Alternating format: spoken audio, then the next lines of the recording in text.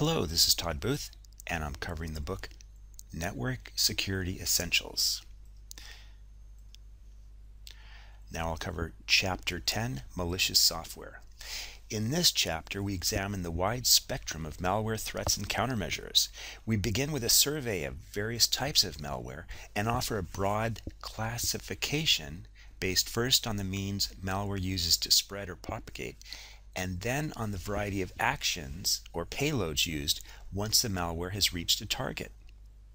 Propagation mechanisms include those used by viruses, worms, and Trojans. Payloads include system corruption, bots, phishing, spyware, and rootkits. The discussion then includes a review of countermeasures, which we can use as approaches to mitigate these problems. Finally, distributed denial of service (DDoS) attacks are reviewed. So you can go ahead and pause and read this. Malicious software or malware constitutes one of the most significant categories of threats to computer systems. We can define malware as a program that is covertly inserted into another program with the intent to destroy data, run destructive or intrusive programs, or otherwise compromise the confidentiality, integrity, or availability of the victim's data, applications, or operating system. Hence, we are concerned with the threat malware poses to application programs, to utility programs such as editors and compilers, and to kernel-level programs. We are also concerned with its use on compromised or malicious websites and servers, or an especially crafted spam email or other messages which aim to trick users into revealing sensitive personal information. Now we have a table with the terminology for malicious software, and the terminology in this area represents problems because of a lack of universal agreement on all the terms and because some of the categories overlap. However, the table is a good, useful guide to some of the terms in use. Go ahead and pause and review this. A broad classification of malware. Although a range of schemes can be used, one useful approach classifies malware into two broad categories, based first on how it spreads or propagates to reach the desired targets, and then on the actions or payloads it performs once a target is reached. Propagation mechanisms include infection of existing executable or interpreted content by viruses that is subsequently spread to other systems, exploit of software vulnerabilities either locally or over a network by worms, or drive-by downloads to allow the malware to replicate, and social engineering attacks that convince users to bypass security mechanisms, to install Trojans, or to respond to phishing attacks.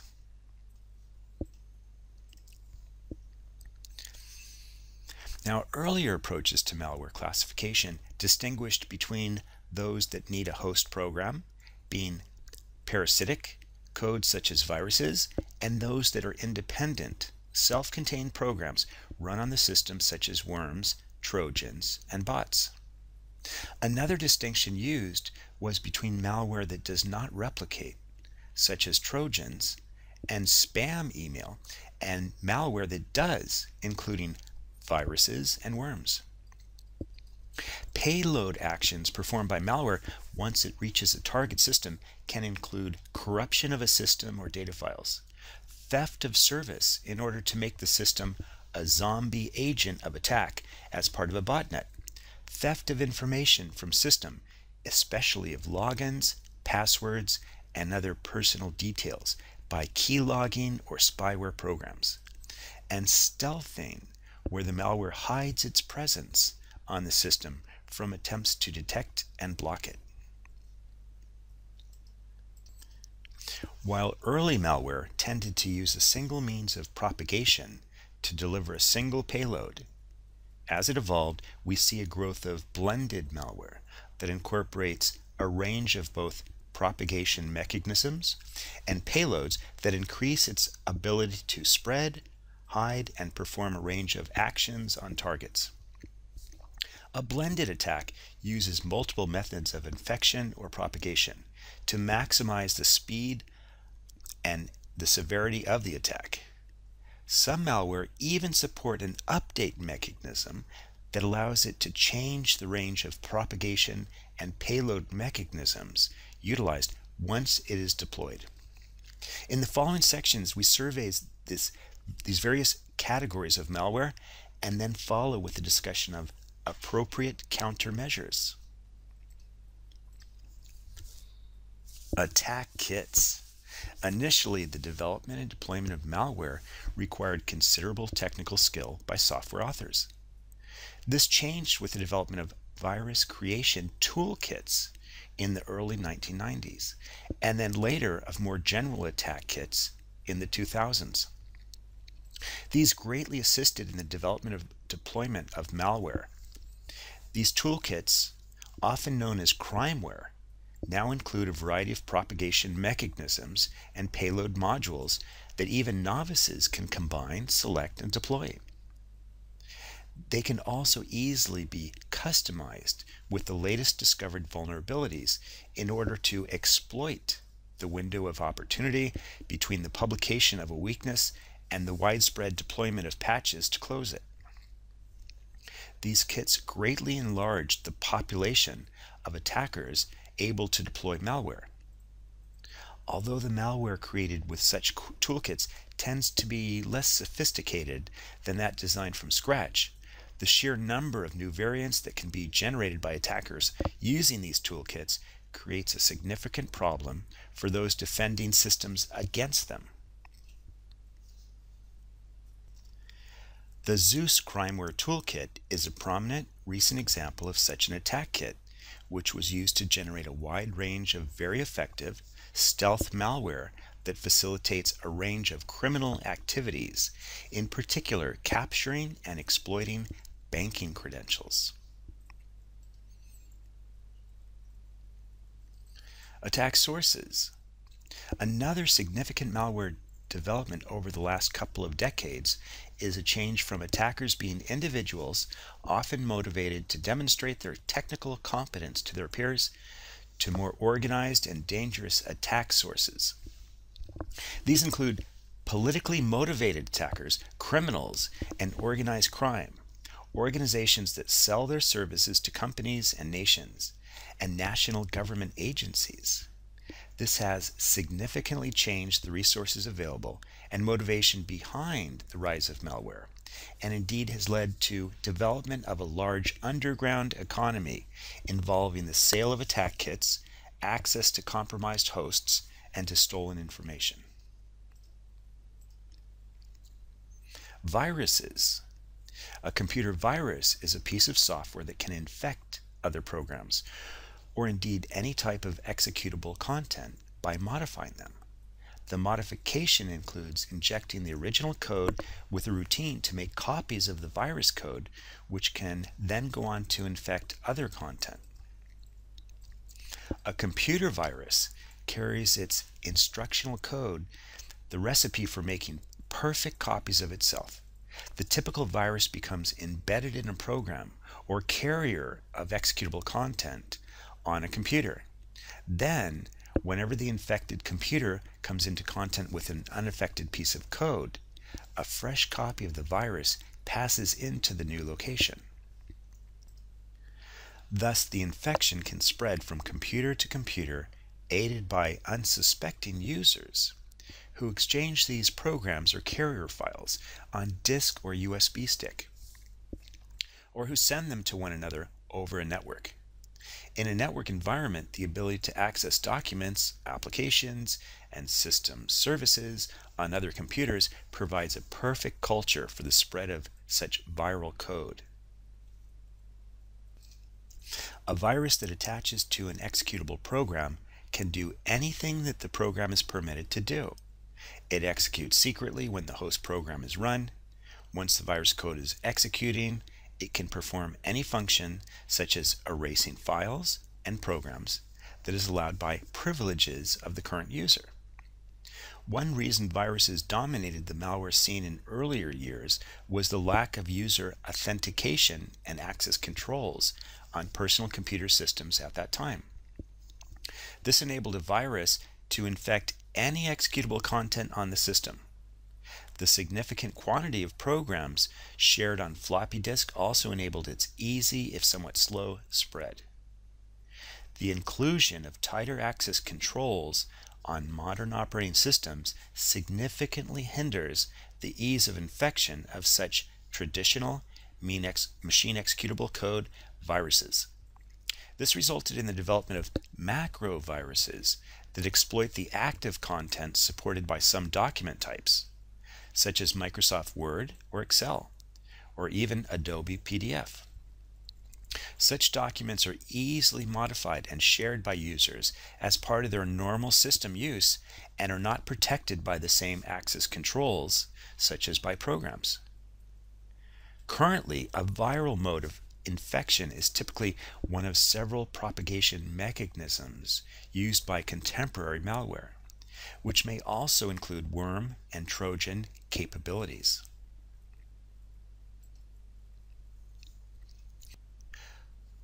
Virus structure. A computer virus, and more generally, many contemporary types of malware, includes one or more variants of each of these components. Infection mechanism. The means by which a virus spreads or propagates, enabling it to replicate. The mechanism is also referred to as the infection vector. Trigger. The event or condition that determines when the payload is activated or delivered, sometimes known as a logic bomb. Payload. What the virus does besides spreading. The payload may involve damage or benign but noticeable activity. Virus phases. During its lifetime, a typical virus goes through the following 4 phases. Dormant phase. The virus is idle. The virus will eventually be activated by some event, such as a date, the presence of another program or file, or the capacity of the disk exceeding some limit. Not all viruses have this stage. Propagation phase. The virus places a copy of itself into another program or into certain system areas on the disk. The copy may not be identical to the propagating version. Viruses often morph to evade detection. Each infected program will now contain a clone of the virus, which will itself enter a propagation phase. Triggering phase. The virus is activated to perform the function for which it was intended. As with the dormant phase, the triggering phase can be caused by a variety of system events, including a count of the number of times that this copy of the virus has made copies of itself. Execution phase. The function is performed. The function may be harmless, such as a message on the screen, or damaging, such as the destruction of programs and data files. Most viruses that infect executable programs carry out their work in a manner that is specific to a particular operating system, and in some cases, specific to a particular hardware platform. Thus, they are designed to take advantage of the details and weaknesses of particular systems. Macro viruses, though, target specific document types, which are often supported on a variety of systems. Here we have an example virus logic. Traditional machine executable virus code can be prepended or postpended to some executable program, or it can be embedded into the program in some other fashion. The key to its operation is that the infected program, when invoked, will first execute the virus code and then execute the original code of the program. A very general depiction of virus structure is shown in the figure. In this case, the virus code V is prepended to infected programs, and it is assumed that the entry point to the program, when invoked, is the first line of the program. The infected program begins with a virus code and works as follows. The first line of code labels the program, which can then begin the execution with the main action of the virus. The second line is a special marker that is used by the virus to determine whether or not a potential victim program has already been infected with the virus. When the program is invoked, control is immediately transferred to the main virus program. The virus program may first seek out uninfected executable files and infect them. Next, the virus may execute its payload if the required trigger conditions, if any, are met. Finally, the virus transfers control to the original program. If the infection phase of the program is reasonably rapid, a user is unlikely to notice any difference between the execution of an infected and an unaffected program. A virus such as the one just described is easily detected because an infected version of a program is longer than the corresponding uninfected one. A way to thwart such a simple means of detection, a virus is going to compress the executable file so that both the infected and uninfected versions are of identical length. The figure shows in general terms the logic required. The key lines in this virus are labeled with times, and the figure illustrates the operation. So we have a figure of a compression virus. Once a virus has gained entry to a system by infecting a single program, it is in a position to potentially infect some or all other executable files on that system when the infected program executes, depending on the access permissions of the infected program. Thus, viral infection can be completely prevented by blocking the virus from gaining access in the first place. Unfortunately, prevention is very difficult because a virus can be part of any program outside a system. Thus, unless one is content to take an absolutely bare piece of iron and write all of one's system and application programs, once it is vulnerable, many forms of infection can also be blocked by denying normal users the right to modify programs on the system.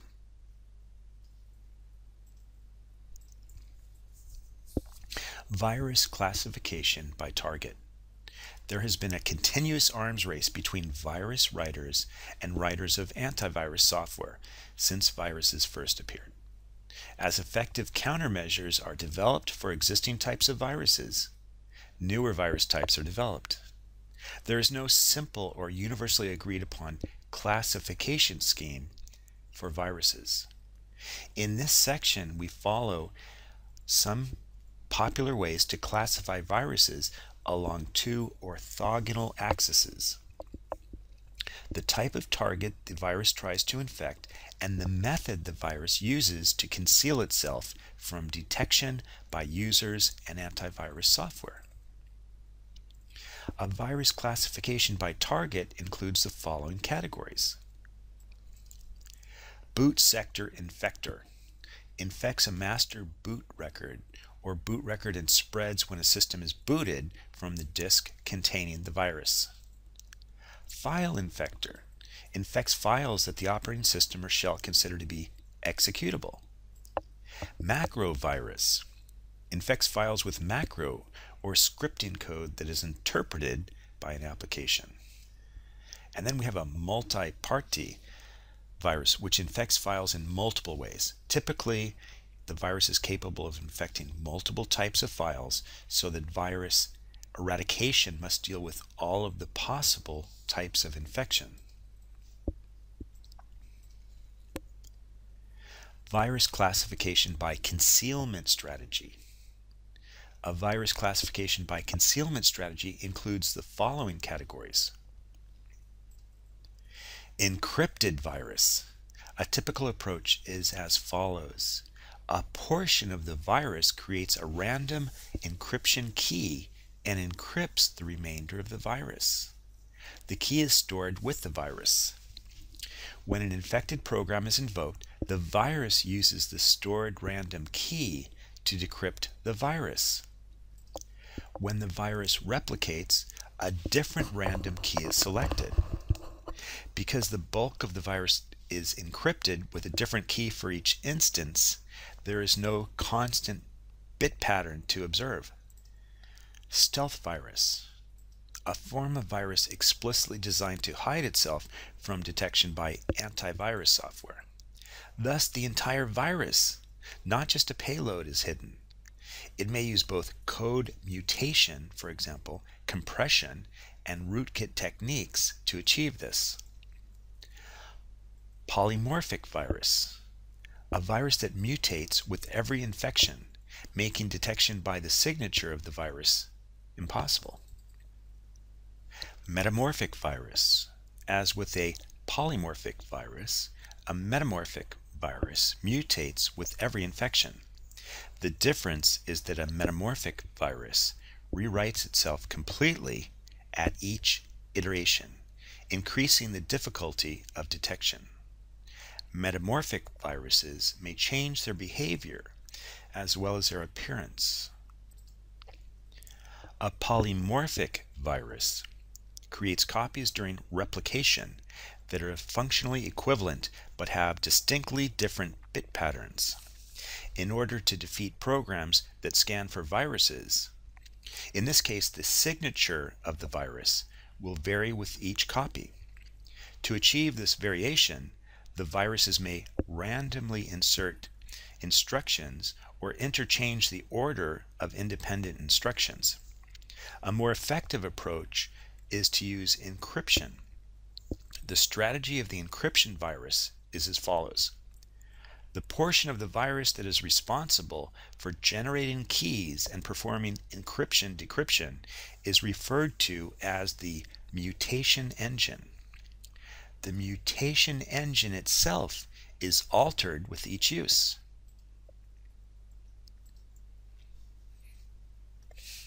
Macro and scripting viruses. Macro viruses infect scripting code used to support active content in a variety of user document types. Macro viruses are particularly threatening for a number of reasons. 1. A macro virus is platform independent. Many macro viruses infect active content in commonly used applications, such as macros in Microsoft Word documents or other Microsoft Office documents, or scripting code in Adobe PDF documents. Any hardware platform and operating system that supports these applications can be infected. Macro viruses infect documents, not executable portions of code. Most of the information introduced onto a computer system is of the form of documents rather than programs. Macro viruses are easily spread, as the documents they exploit are shared in normal use. A very common method is by electronic mail. Because macro viruses infect user documents rather than systems programs, traditional file system access controls are of limited use in preventing their spread, since users are expected to modify them. Macro viruses take advantage of support for active content using a scripting or macro language embedded in a word processing document or other type of file. Typically, users employ macros to automate repetitive tasks and thereby save keystrokes. They are also used to support dynamic content, form validation, and other useful tasks associated with these documents. Successive releases of Microsoft Office products provide increased protection against macro viruses. For example, Microsoft offers an optional macro virus protection tool that detects suspicious Word files and alerts the customer to the potential risk of opening a file with macros. Various antivirus product vendors have also developed tools to detect and remove macro viruses. As in other types of viruses, the arms race continues in the field of macro viruses, but they no longer are the predominant virus threat. Another possible host for macrovirus style malware is in Adobe's PDF documents. These can support a range of embedded components, including JavaScript and other types of scripting code. Although recent PDF viewers include measures to warn users when such code is run, the message that the user is shown can be manipulated to trick them into permitting its execution. If this occurs, the code could potentially act as a virus to infect other PDF documents that the user can access on their system. Alternatively, it can install a Trojan or act as a worm, as we'll discuss. Worms. A worm is a program that actively seeks out more machines to infect, and then each infected machine serves as an automated launching pad for attacks on other machines. Worm programs exploit software vulnerabilities in client or server programs to gain access to each new system. They can use network connections to spread from system to system. They can also spread through shared media such as USB drives or CD and DVD data disks. Email worms spread in macro or script code included in documents attached to email or instant messenger file transfers. Upon activation, the worm may replicate and propagate again. In addition to propagation, the worm usually carries some form of payload, as we'll discuss. To replicate itself, a worm uses some means to access remote systems. These can include the following: electronic mail or instant messenger facility. A worm emails a copy of itself to other systems or sends itself as an attachment via an instant message service so that its code is run when the email or attachment is received or viewed. File sharing. A worm either creates a copy of itself or infects other suitable files as a virus on removable media such as a USB drive. It then executes when the drive is connected to another system using the auto-run mechanism by exploiting some software vulnerability or when a user opens the infected file on the target system. Remote execution capability. A worm executes a copy of itself on another system either by using an explicit remote connection or by exploiting a program flaw in a network service to subvert its operation. Remote file access or transfer capability. A worm uses a remote file access or transfer service to another system to copy itself from one system to the other, when users on a system may then execute it. Remote login capability. A worm logs into a remote system as a user and then executes commands to copy itself from one system to the other, where it then executes on the remote system. The new copy of the worm program is then run on the remote system, where, in addition to any payload functions that it performs on that system, it continues to propagate. Worm phases.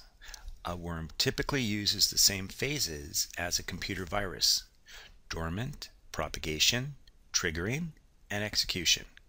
The propagation phase generally performs the following functions: search for appropriate access mechanisms to other systems to infect by examining host tables, address books, buddy lists, trusted peers, and other similar repositories of remote system access details, by scanning possible target host addresses, or by searching for suitable removable media devices in use. It can also use the access mechanisms found to transfer a copy of itself to the remote system and cause the copy to be run. The worm may also attempt to determine whether a system has previously been infected before copying itself to the system. In a multi-programming system, it can also disguise its presence by naming itself as a system process, or using some other name that will not be noticed by a system operator. More recent worms can even inject their code into existing processes on the system and run using additional threads in that process to further disguise their presence.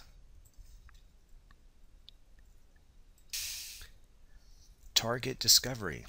The first function in the propagation phase for a network worm is to search for other systems to infect, a process known as scanning or fingerprinting.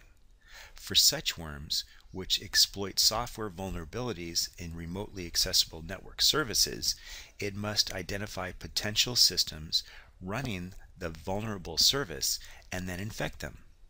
Then, typically, the worm code now installed on the infected machine repeats the same scanning process until a large distributed network of infected machines is created. We will list the types of network address scanning strategies that such a worm can use. Random. Each compromised host probes random addresses in the IP address space using a different seed. This technique produces a high volume of internet traffic, which may cause generalized disruption even before the actual attack is launched. Hit list. The attacker first compiles a long list of potential vulnerable machines. This can be a slow process done over a long period to avoid detection that an attack is underway. Once the list is compiled, the attacker begins to infect the machines on that list. Each infected machine is provided with a portion of the list to scan. This strategy results in a very short scanning period, which may make it difficult to detect that the infection is taking place. Topological. This method uses information contained on an infected victim machine to find more hosts to scan. Local subnet. If a host is infected behind a firewall, that host then looks for targets in its own local network. The host uses the subnet address structure to find other hosts that would otherwise be protected by the firewall.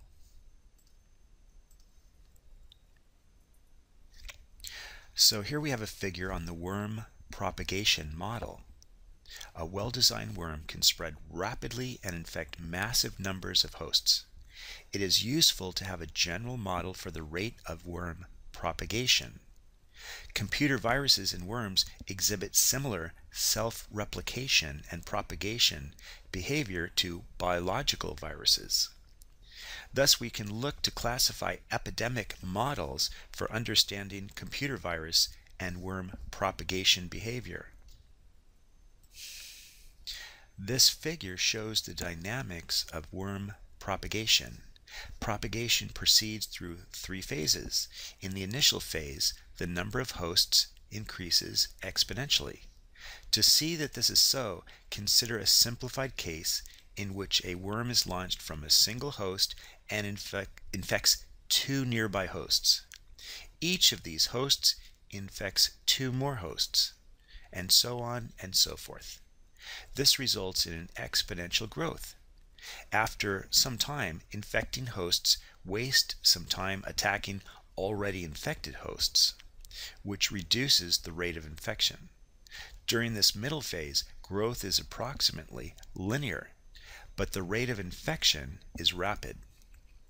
When most vulnerable computers have been infected, the attacker enters a slow finish phase as the worm seeks out those remaining hosts that are difficult to identify. Clearly, the objective in countering a worm is to catch the worm in its slow start phase at a time when few hosts have been infected. Some describe a model for worm propagation based on an analysis of network worm attacks at that time. The speed of propagation and the total number of hosts infected depend on a number of factors, including the mode of propagation, the vulnerability or vulnerabilities exploited, and the degree of similarity to preceding attacks. For the latter factor, an attack that is a variation of a recent previous attack may be countered more effectively than a more novel attack.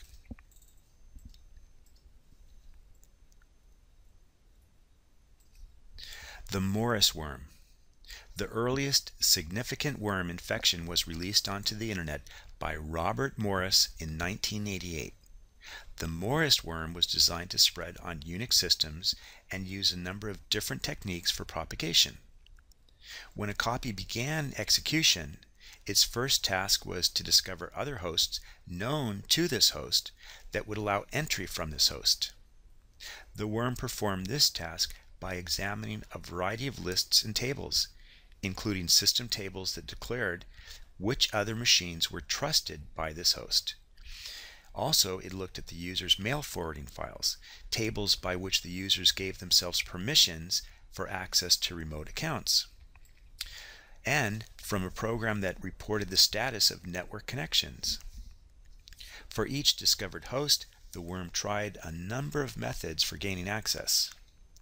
1. It attempted to log on to a remote host as a legitimate user. In this method, the worm first attempted to crack the local password file and then used the discovered passwords and corresponding user IDs. The assumption was that many users would use the same passwords on different systems. To obtain the passwords, the worm ran a password cracking program. Each user's account name and simple permutations of it, a list of 432 built-in passwords that Morris thought to be likely candidates. All of the words in the local system dictionary. It exploited a bug in the Unix finger protocol, which reports the whereabouts of a remote user. It exploited a trapdoor in the debug option of the remote process that receives and sends mail. If any of these attacks succeeded, the worm achieved communication with the operating system command interpreter. It then sent this interpreter a short bootstrap program, issued a command to execute that program, and then logged off. The bootstrap program then called back the parent program and downloaded the remainder of the worm. The new worm was then executed.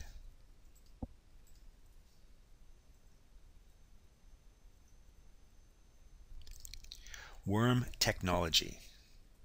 The state-of-the-art in worm technology includes the following: multi-platform.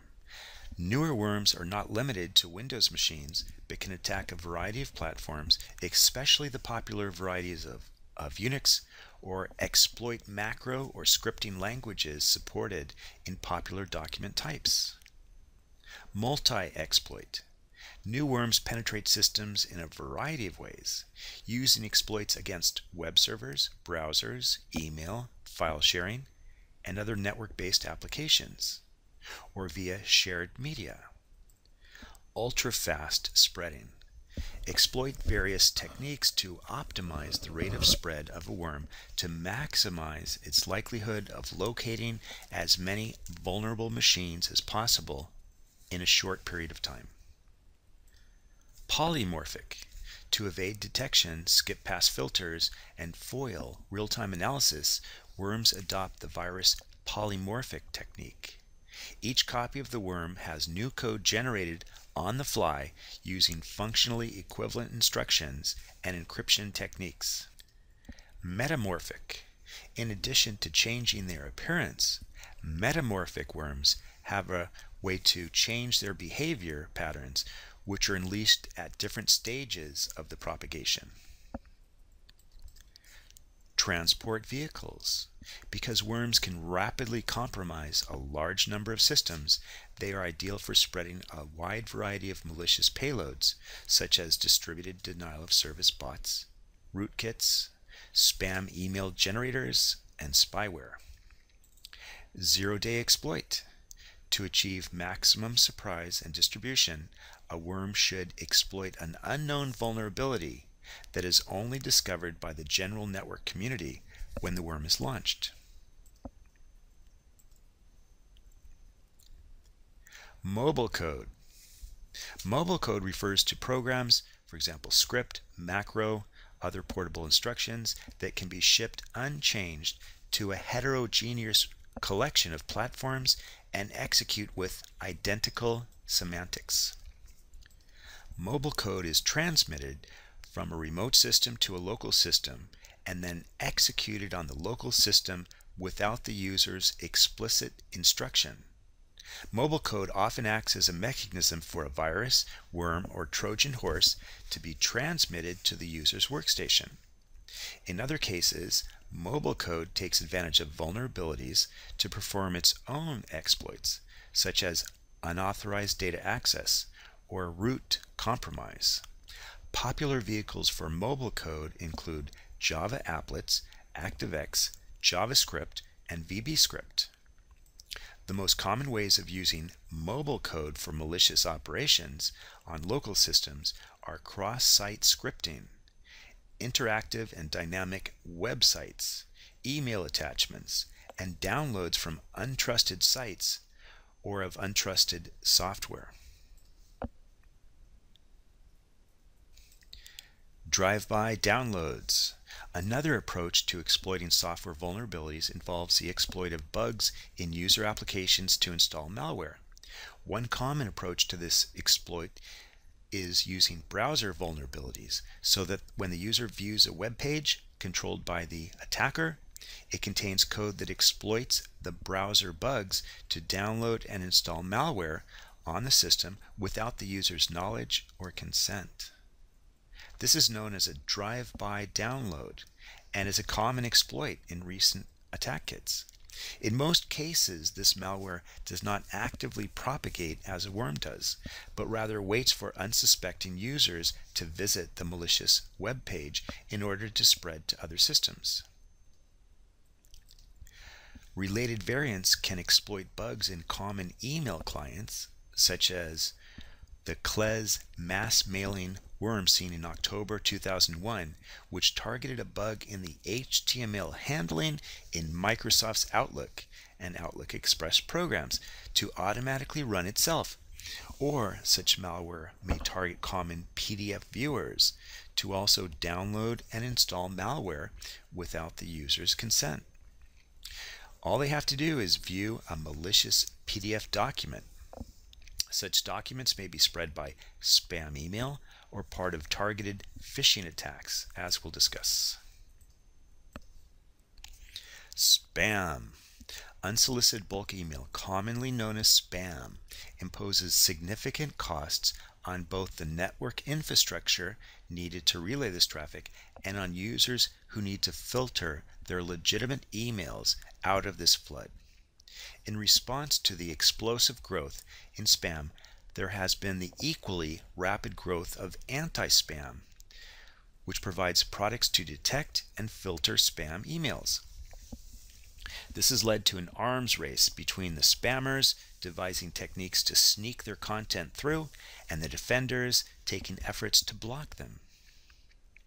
While some spam is sent from legitimate email servers, most recent spam is sent by botnets using compromised user systems.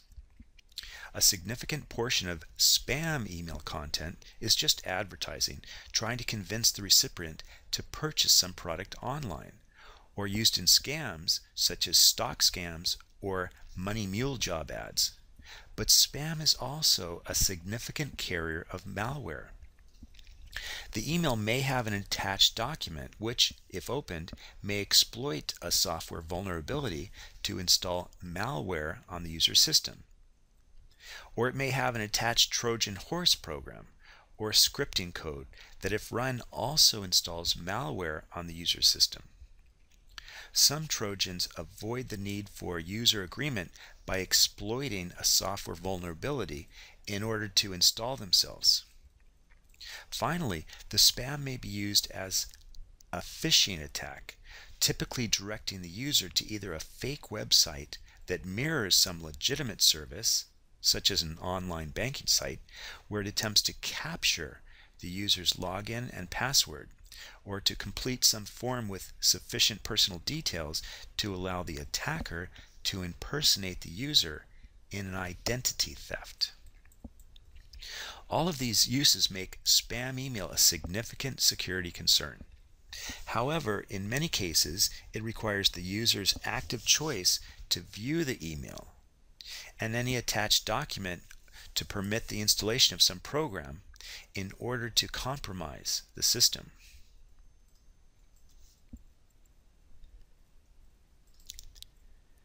Trojan horses. A Trojan horse is a useful or apparently useful program or utility containing hidden code that when invoked perform some unwanted or harmful function. Trojan horse programs can be used to accomplish functions indirectly that the attacker could not accomplish directly. For example, to gain access to sensitive personal information stored in the files of a user, an attacker could create a Trojan horse program that, when executed, scans the user's files for the desired sensitive information and sends a copy of it to the attacker via a web form or email or text message. The author could then entice users to run the program by incorporating it into a game or useful utility program and making it available via a known software distribution site or app store. This approach has been used recently with utilities that claim to be the latest antivirus scanner or security update for systems, but which are actually malicious Trojans, often carrying payloads such as spyware that searches for banking credentials. Hence, users need to take precautions to validate the source of any software they install. Trojan horses fit into one of three models: continuing to perform the function of an original program and additionally performing a separate malicious activity, or continuing to perform the function of the original program but modifying the function to perform malicious activity. For example, a Trojan horse version of a login program that collects passwords, or to disguise other malicious activity. For example, a Trojan horse version of a process listing program that does not display certain processes that are malicious. It may also perform a malicious function that it completely replaces the function of the original program. Some Trojans avoid the requirement for user assistance by exploiting some software vulnerability to enable their automatic installation and execution. In this, they share some features of a worm, but unlike it, they do not replicate. A prominent example of such an attack was the Trojan horse used in Operations Aurora in 2009 and early 2010. This exploited a vulnerability in Internet Explorer to install itself and target several high-profile companies. It was typically distributed either by spam email or by a compromised website using drive-by download.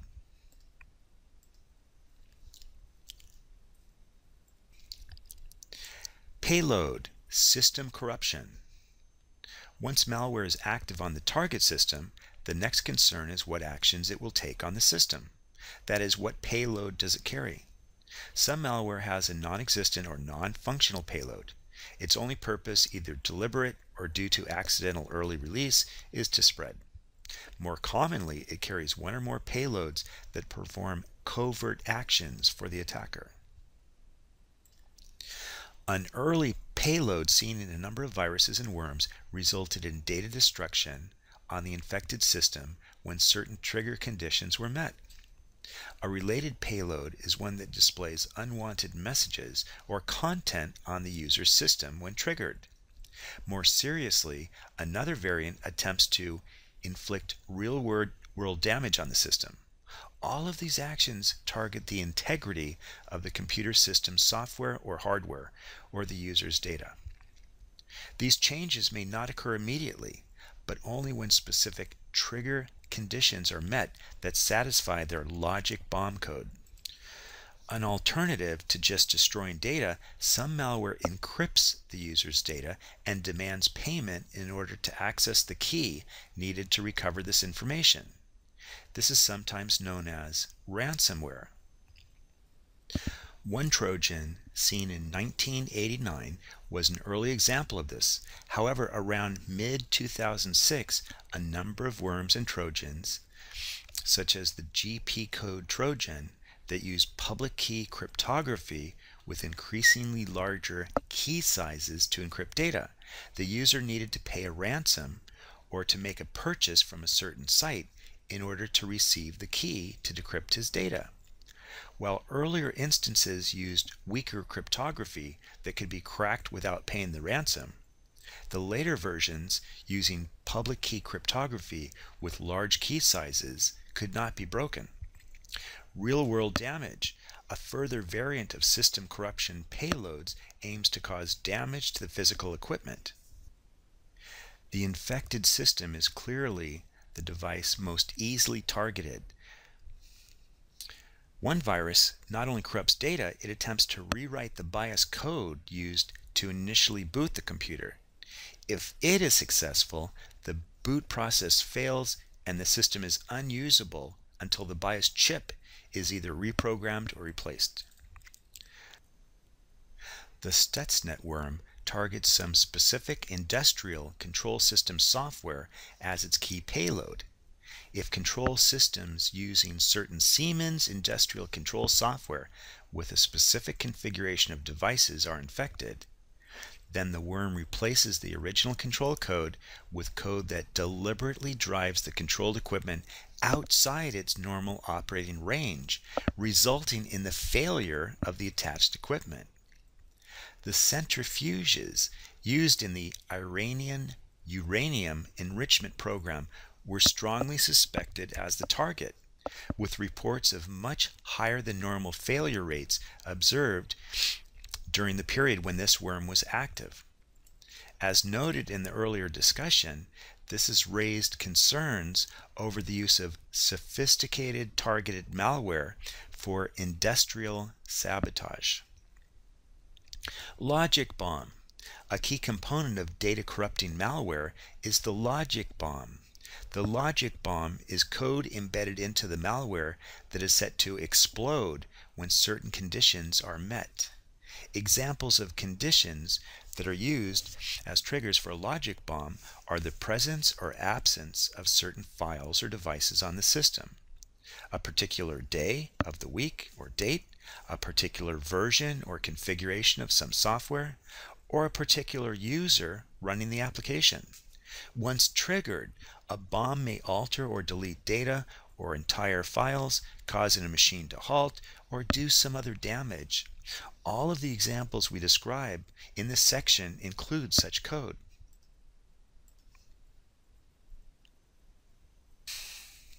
Payload attack agent. The next category of payload we discuss is where the malware subverts the computational and network resources of the infected system for use by the attacker. Such a system is known as a bot, robot, zombie, or drone, and secretly takes over another internet-attached computer and then uses that computer to launch or manage attacks that are difficult to trace to the bot's creator. The bot is typically planted on hundreds or thousands of computers belonging to unsuspected third parties. The collection of bots often is capable of acting in a coordinated manner. Such a collection is referred to as a botnet. This type of payload attacks the integrity and availability of the infected systems. Uses of bots. Distributed denial of service attacks, DDoS. A DDoS attack is an attack on a computer system or network that causes a loss of service to its users. We examine DDoS attacks later. Spamming. With the help of a botnet and thousands of bots, an attacker is able to send massive amounts of bulk email. Spam. Sniffing traffic. Bots can also use a packet sniffer to watch for interesting clear text data passing by a compromised machine. The sniffers are mostly used to retrieve sensitive information like usernames and passwords. Keylogging.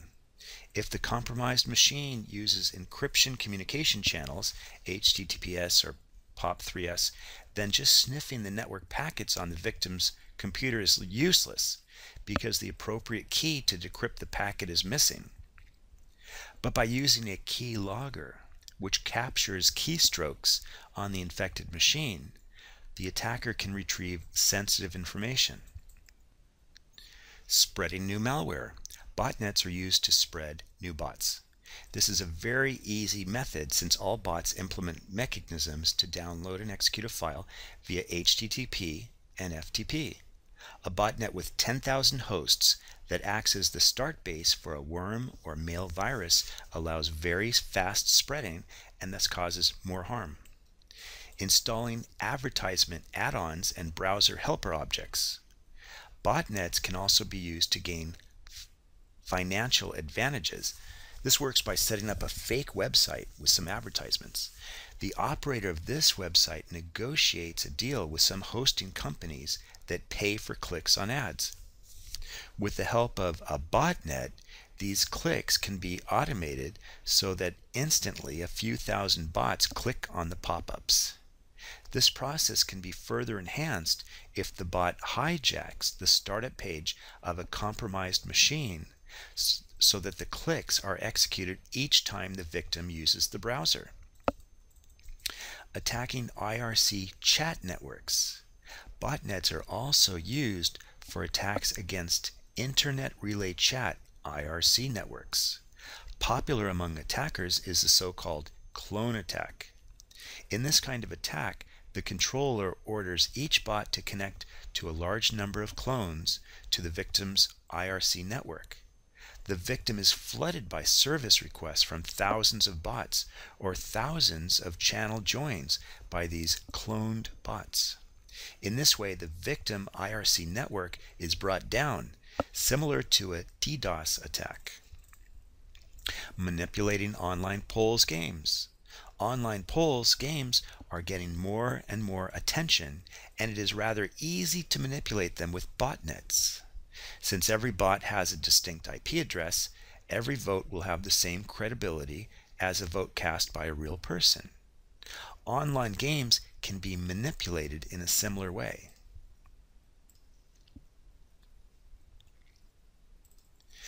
Remote control facility. The remote control facility is what distinguishes a bot from a worm.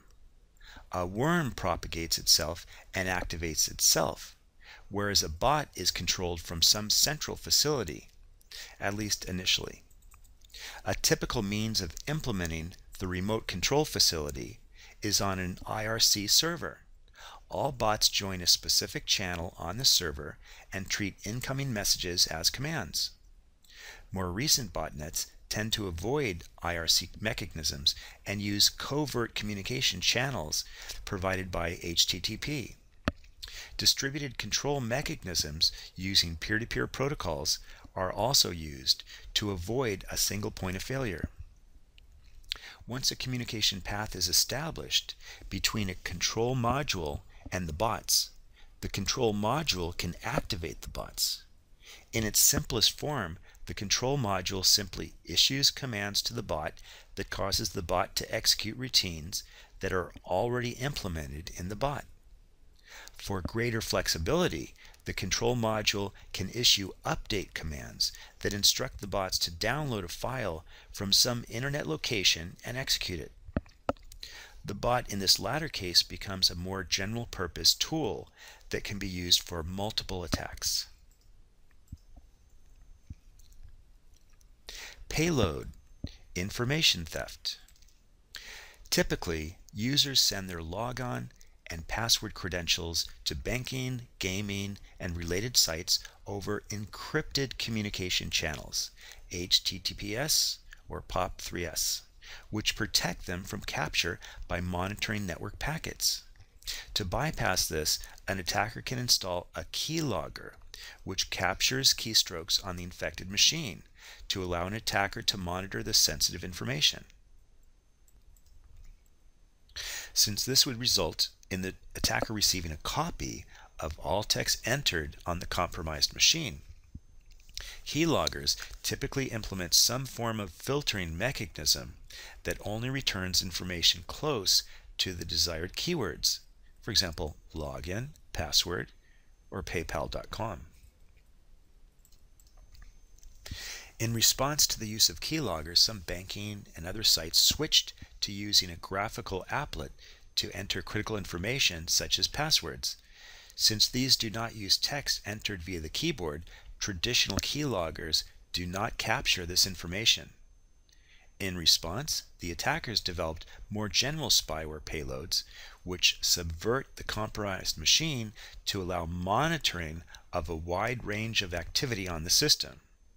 This may include monitoring the history and content of browser activity, redirecting certain web page requests to fake sites controlled by the attacker, dynamically modifying data exchanged between the browser and certain websites of interest, all of which can result in significant compromise of the user's personal information.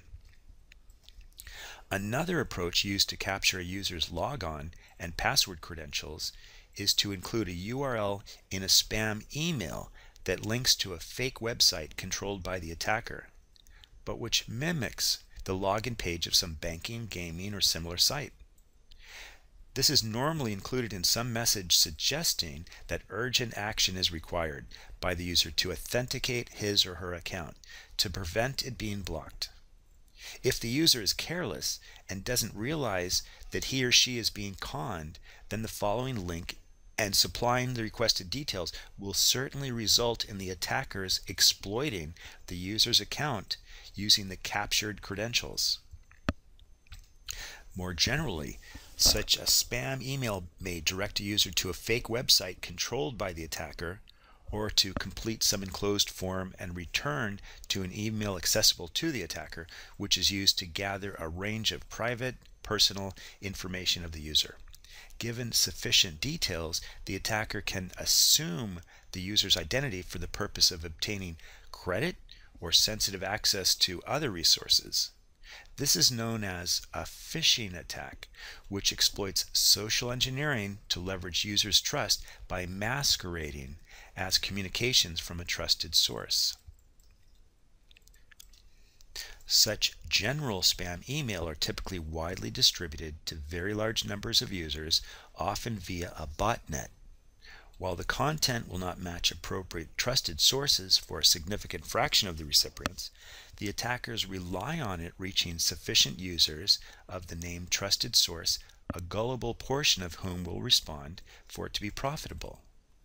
A more dangerous variant of this is spear phishing attack. This attack is an email claiming to be from a trusted source. However, the recipients are carefully researched by the attacker, and each email is carefully crafted to suit its recipient specifically, often quoting a range of information to convince them of its authenticity. This greatly increases the likelihood of the recipient responding as desired by the attacker.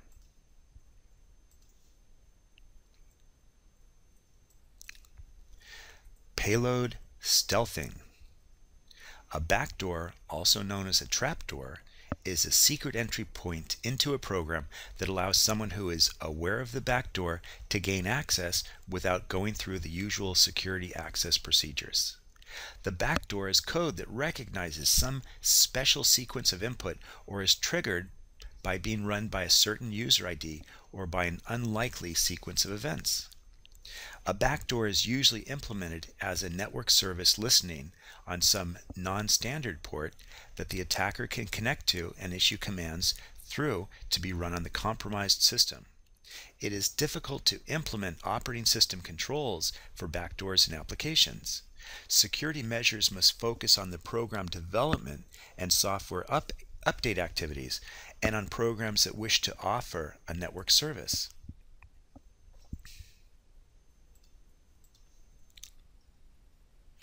Payload stealthing continued. A rootkit is a set of programs installed on a system to maintain covert access to that system with administrator or root privileges, while hiding evidence of its presence to the greatest extent possible. This provides access to all the functions and services of the operating system. The rootkit alters the host's standard functionality in a malicious and stealthy way. With root access, an attacker has complete control of the system and can add or change programs and files, monitor processes, send and receive network traffic, and get backdoor access on demand. A rootkit can contain many changes to a system to hide its existence, making it difficult for the user to determine that the rootkit is present and to identify what changes have been made. In essence, a rootkit hides by subverting the mechanisms that monitor and report on the processes, files, and registries on a computer.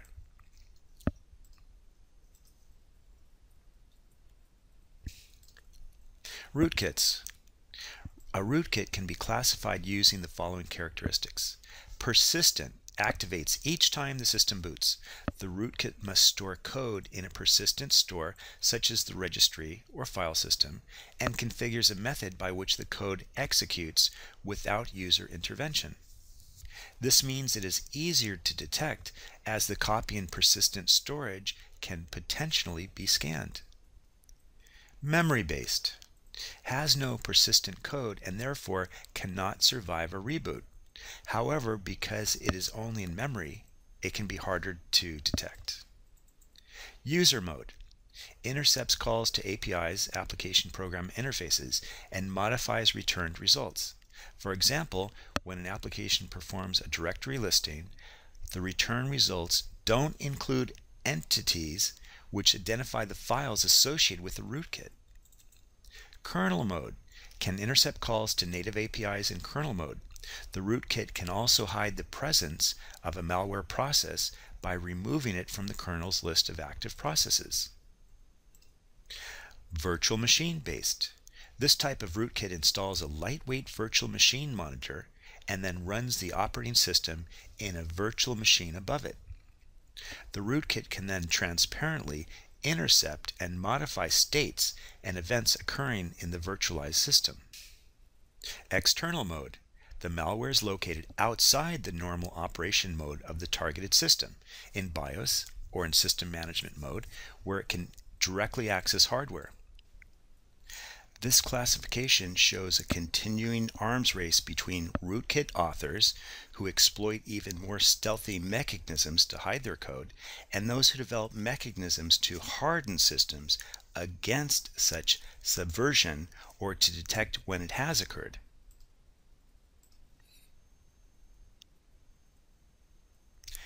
Countermeasure. Here are four main elements of prevention: policy, awareness, vulnerability mitigation, and threat mitigation. Having a suitable policy to address malware prevention provides a basis for implementing appropriate preventive countermeasures.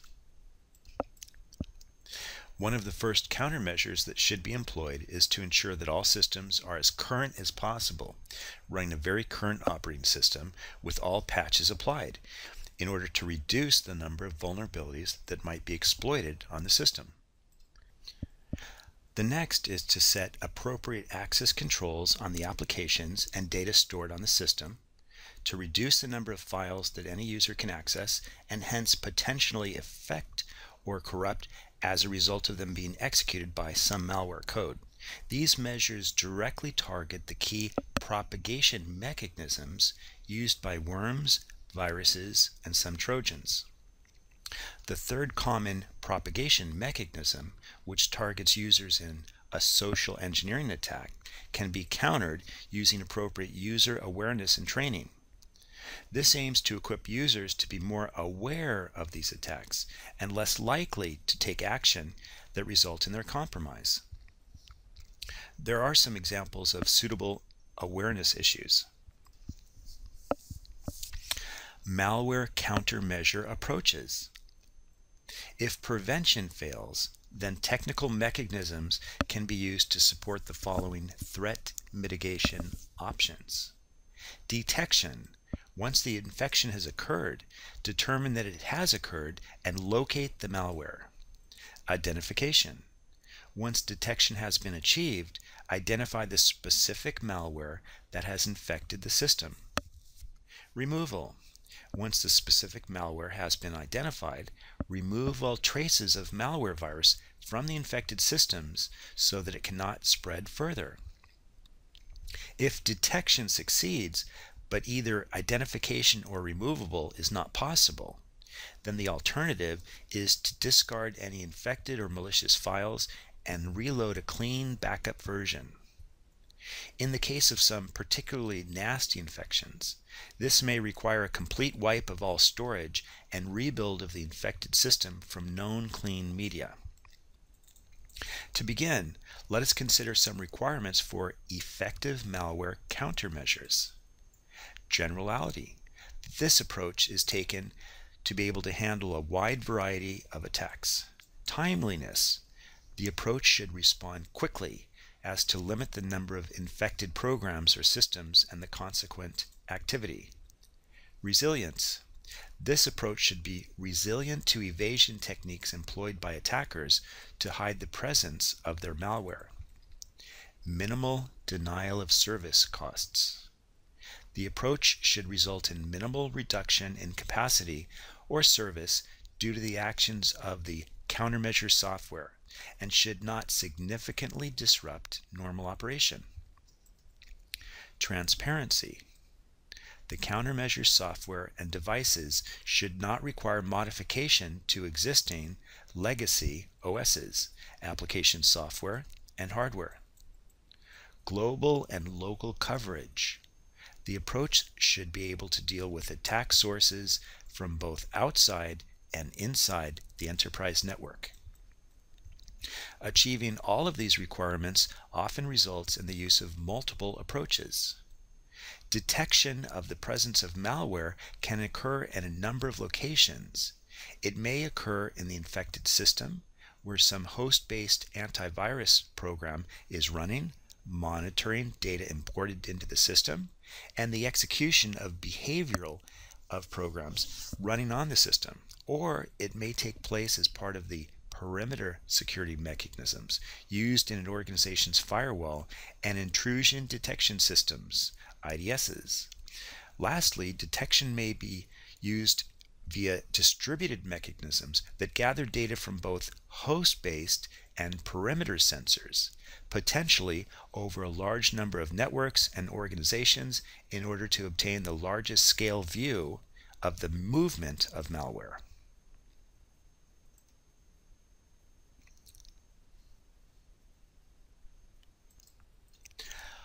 Host-based scanners. The first location where antivirus software is used is on each end system. This gives the software the maximum access to information not only on the behavioral side of the malware as it interacts with the targeted systems, but also on the smallest overall view of malware activity. The use of antivirus software on personal computers is now widespread, in part caused by the explosive growth in malware volume and activity. Advances in virus and other malware technology and in antivirus technology and other countermeasures go hand in hand. Early malware used relatively simple and easily detectable code, and hence could be identified and purged with relatively simple antivirus software packages. As the malware arms race has evolved, both the malware code and, necessarily, antivirus software have grown more complex and sophisticated. There are several steps in the generations of antivirus software. In the beginning, in the first generation, we had simple scanners. The second generation, heuristic scanners. Third generation, activity traps. Fourth generation, full-featured protection. A first-generation scanner requires malware signatures to identify the malware. The signature may contain wildcards, but matches essentially the same structure and bit pattern in all copies of the malware. Such signature-specific scanners are limited to the detection of known malware. Another type of first-generation scanner maintains a record of the length of programs and looks for changes in length as a result of virus infection. A second-generation scanner does not rely on a specific signature.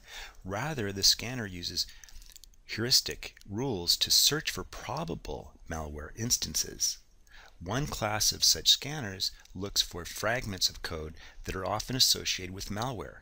For example, a scanner may look for the beginning of an encryption loop used in a polymorphic virus and discover the encryption key. Once the key is discovered, the scanner can decrypt the malware to identify it, and then remove the infection and return the program to service. Another second generation approach is integrity checking. A checksum can be appended to each program. If malware alters or replaces some program without changing the checksum, then an integrity check will catch this change. To counter malware that is sophisticated enough to change the checksum when it alters a program, an encrypted hash function can be used. The encryption key is stored separately from the program so that the malware cannot generate a new hash code and then encrypt the file. By using a hash function rather than a simple checksum, the malware is prevented from adjusting the program to produce the same hash code as before.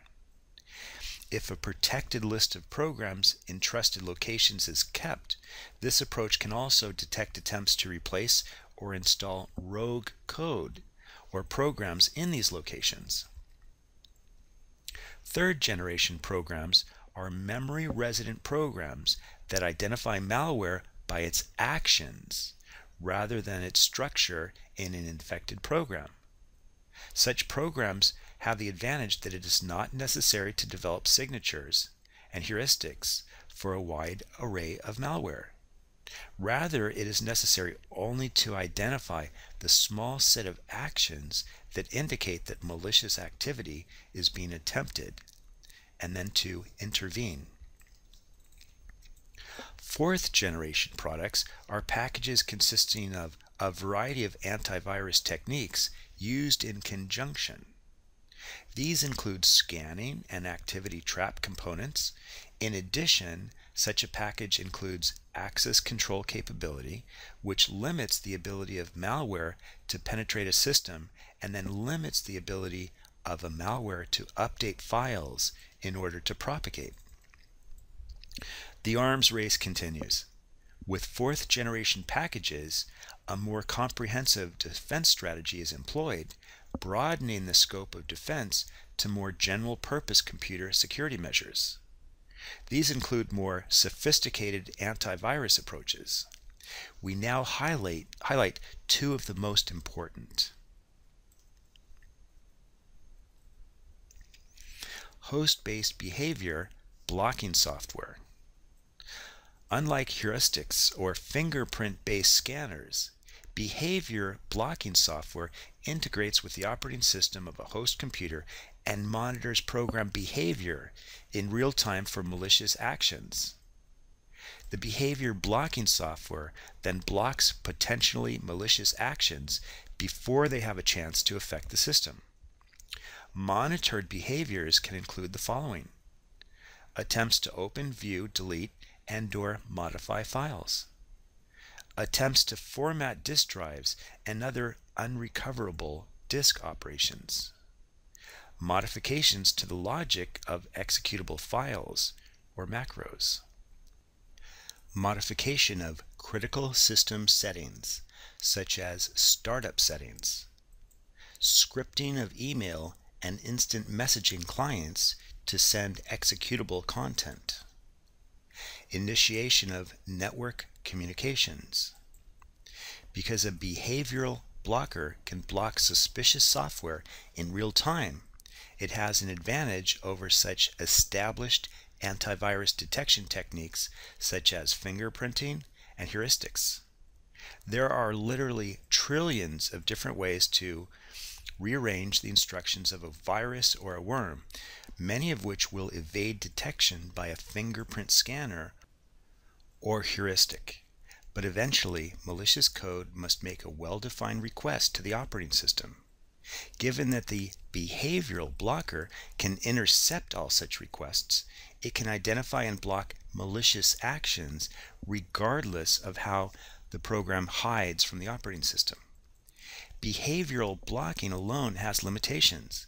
Because the malicious code must run on the target machine before all of its behaviors can be identified, it can cause harm before it has been detected and blocked. For example, a new item of malware might shuffle a number of seemingly unimportant files around the hard drive before modifying a single file and being blocked. Even though the actual modification was blocked, the user may be unable to locate his or her files, causing a loss to productivity or possibly having worse consequences.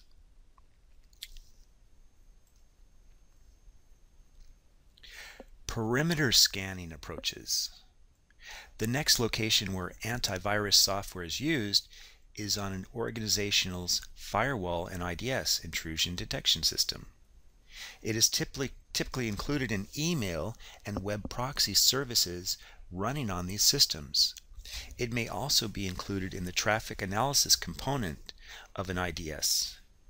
This gives the antivirus software access to malware in transit over a network connection to any of the organization's systems, providing a larger scale view of malware activity.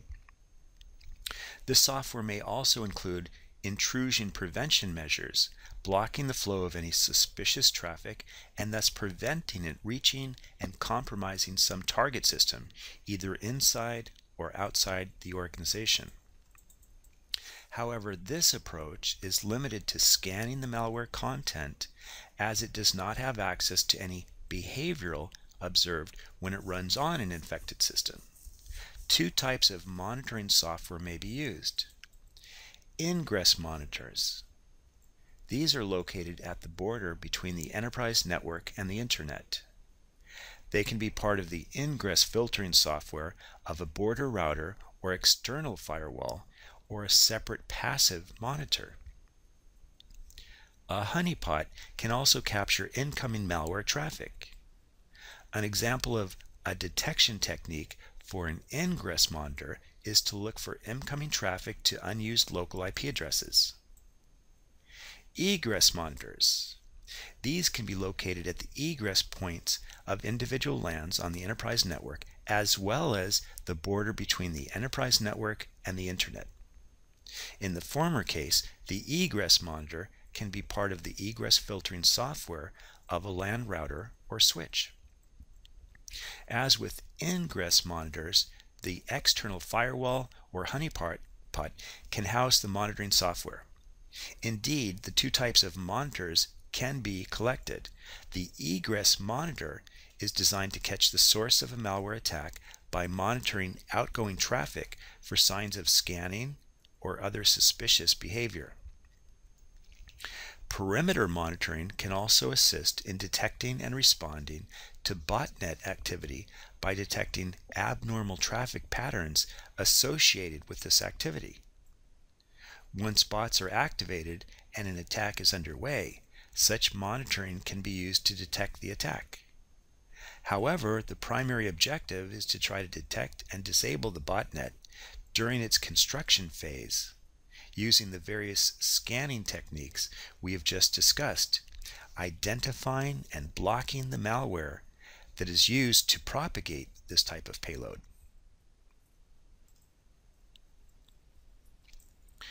Perimeter worm countermeasures.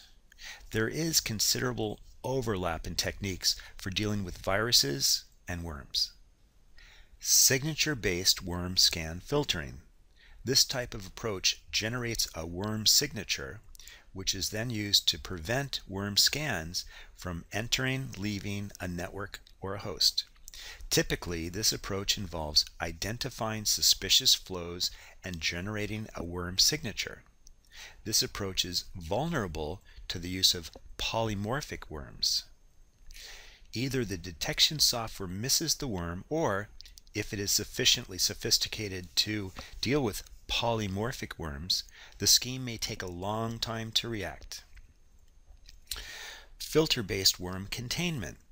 This approach is similar to Class A, but focuses on worm content rather than a scan signature. The filter checks a message to determine if it contains worm code. An example is Villigante, which relies on collaborative worm detection at end hosts. This approach can be quite effective, but requires efficient detection algorithms and rapid alert dissemination. Payload classification-based worm containment. These network-based techniques examine packets to see if they contain a worm. Various anomaly detection techniques can be used, but care is needed to avoid high levels of false positives or negatives. An example of this approach, which looks for exploit code and network flows, is reported in some recent studies. This approach does not generate signatures based on byte patterns, but rather looks for control and data flow structures that suggest an exploit.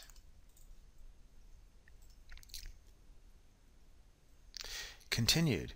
Class D, Threshold Random Walk, TRW, scan detection.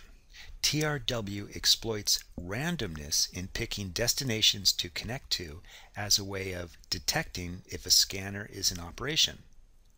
TRW is suitable for deployment in high-speed, low-cost network devices. It is effective against the common behavior seen in worm scans. E. Rate limiting.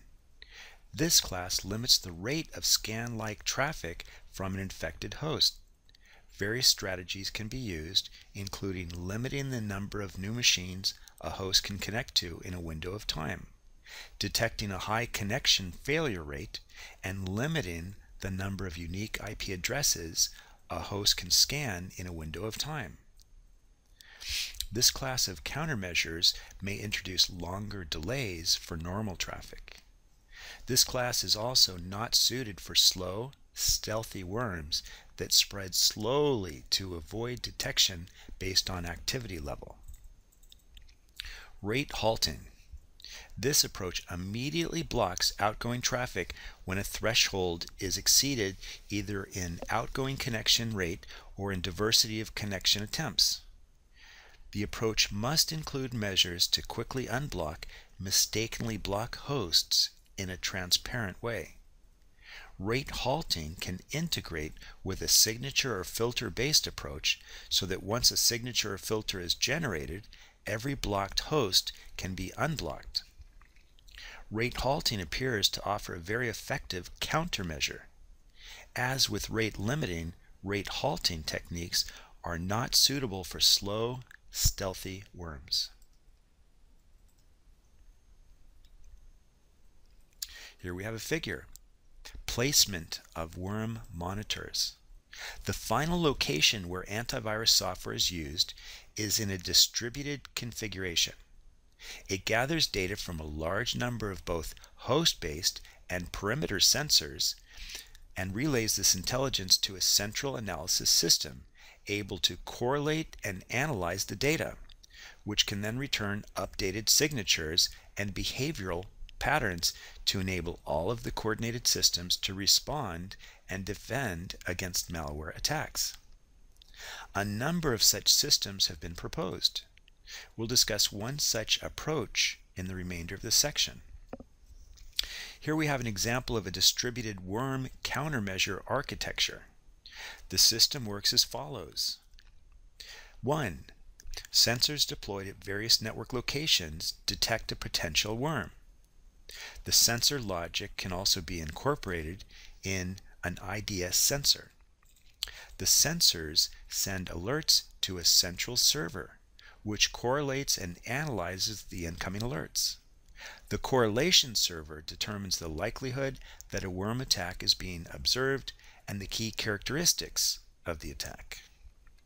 The server forwards its information to a protected environment where the potential worm may be sandboxed for analysis and testing.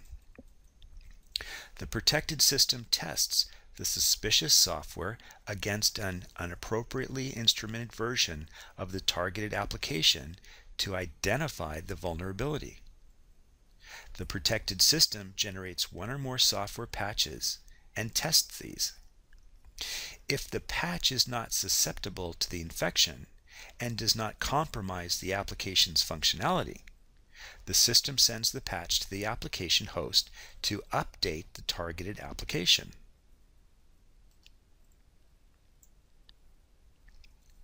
Distributed denial of service attacks, DDoS. A denial of service DOS attack is an attempt to prevent legitimate users of a service from using that service. When this attack comes from a single host or network node, then it is simply referred to as a DOS attack. A more serious threat is posed by a DDoS attack.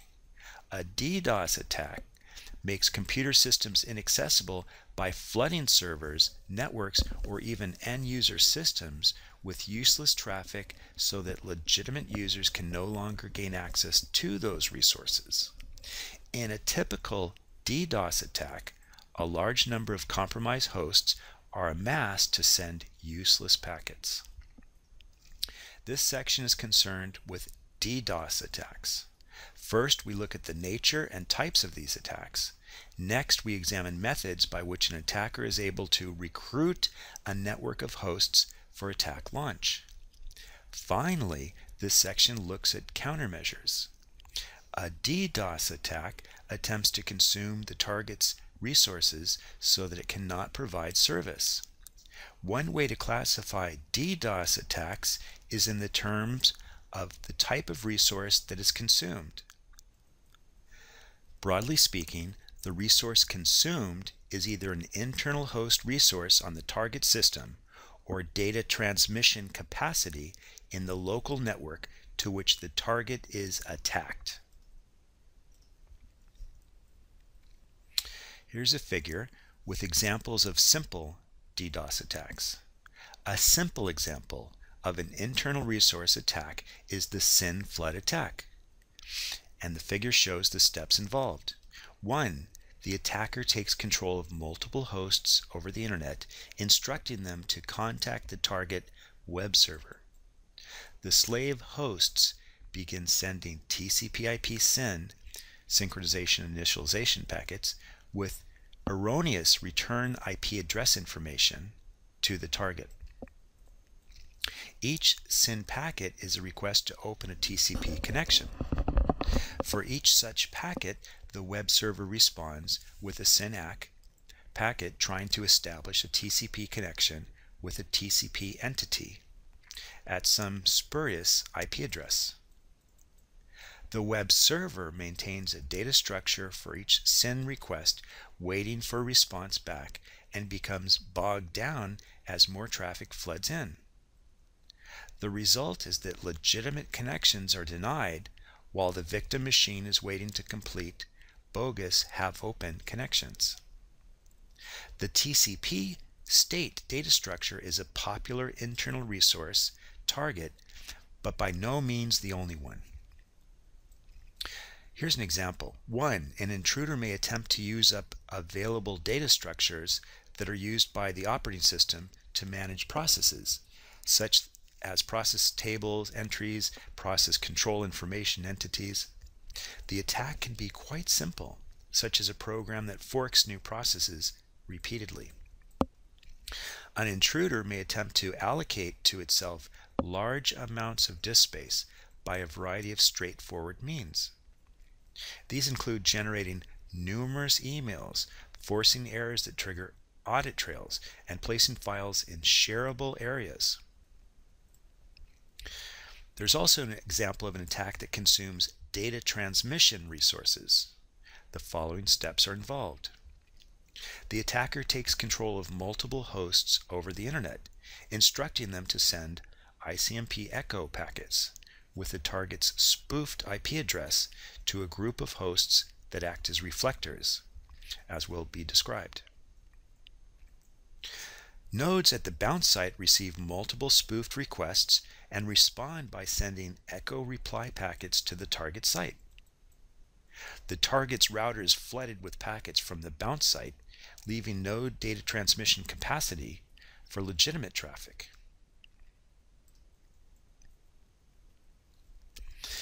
Now, there's another way to classify DDoS attacks as either direct or reflector DDoS attacks. In a direct DDoS attack, figure A, the attacker is able to implant zombie software on a number of sites distributed throughout the internet. Often the DDoS attack involves two levels of zombie machines, master zombies and slave zombies. The hosts of both machines have been infected with malicious code. The attacker coordinates and triggers the master zombies, which in turn coordinate and trigger the slave zombies. The use of two levels of zombies makes it more difficult to trace the attacker back to its source and provides a more resilient network of attackers. A reflector DDoS attack adds another layer of machines, as shown in the figure. In this type of attack, the slave zombies construct packets requiring a response that contain the target's IP address as the source IP address in the packet's IP header. These packets are sent to the uninfected machines known as reflectors. The uninfected machines respond with packets directed at the target machine. A reflector DDoS attack can easily involve more machines and more traffic than a direct DDoS attack, and hence be more damaging. Further, tracing back the attack or filtering out the attack packets is more difficult because the attack comes from widely dispersed, uninfected machines. Constructing the attack network. The first step in a DDoS attack is for the attacker to infect a number of machines with zombie software that will ultimately be used to carry out the attack. The essential ingredients in this phase of the attack are the following: software that can carry out the DDoS attack. The software must be able to run on a large number of machines, must be able to conceal its existence, must be able to communicate with the attacker or have some sort of time-triggered mechanism, and must be able to launch the intended attack toward the target. 2. A vulnerability in a large number of systems. The attacker must become aware of a vulnerability that many system administrators and individual users have failed to patch, and that enables the attacker to install the zombie software. A strategy for locating vulnerable machines, a process known as scanning. In the scanning process, the attacker first seeks out a number of vulnerable machines and infects them. Then typically the zombie software that is installed in the infected machines repeats the same scanning process until a large distributed network of infected machines is created. Here we have the following types of scanning strategies. Random. Each compromised host probes random addresses in the IP address space using a different seed. This technique produces a high volume of internet traffic, which may cause generalized disruption even before the actual attack is launched. Hit list. The attacker first compiles a long list of potential vulnerable machines. This can be a slow process done over a long period to avoid detection that an attack is underway. Once the list is compiled, the attacker begins infecting machines on the list. Each infected machine is provided with a portion of the list to scan. This strategy results in very short scanning period, which may make it difficult to detect that an infection is taking place. Topological. This method uses information contained on an infected victim machine to find more hosts to scan. Local subnet. If a host is infected behind a firewall, that host then looks for targets in its own local network.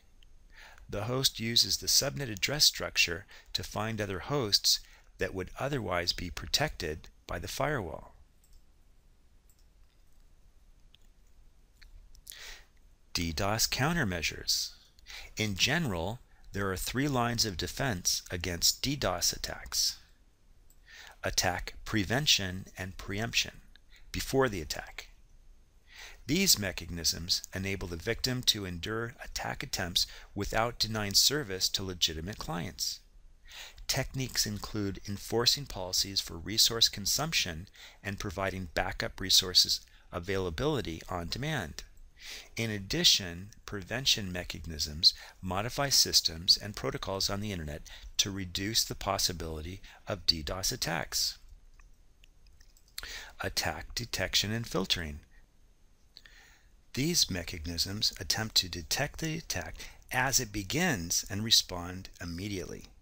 This minimizes the impact of the attack on the target. Detection involves looking for suspicious patterns of behavior. Response involves filtering out packets likely to be part of the attack. Attack source, traceback, and identification during and after the attack. This is an attempt to identify the source of the attack as a first step in preventing future attacks. However, this method typically does not yield results fast enough, if at all, to mitigate an ongoing attack. The challenge in coping with DDoS attacks is the sheer number of ways in which they can operate. Thus, DDoS countermeasures must evolve with the threat. Summary. We've talked about types of malicious software, malware, propagation, the ways it's propagated from one system to another. We've talked about the payload, and most importantly, the countermeasures so we can mitigate these risks. And then we went into DOS and the DDoS attacks and countermeasures. So hope you enjoyed it. Bye for now.